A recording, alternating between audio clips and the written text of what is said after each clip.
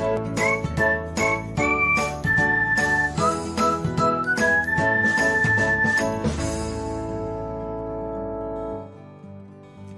everyone, welcome back to another episode of Technologyglance.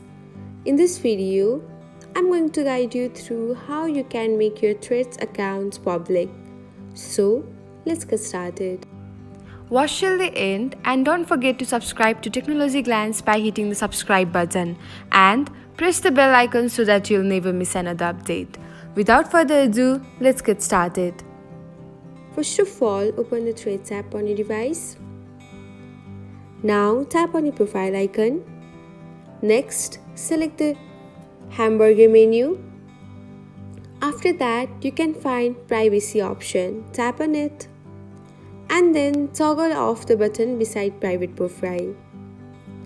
Now, select OK button and that's it. This is how you can make your Threads account public. Thanks for watching. If you found this guide helpful, we will love it if you hit the thumbs up button below. We upload great new tech tutorials like this one every day. So, don't forget to subscribe to our channel and hit the bell icon to get an update as soon as we post a video.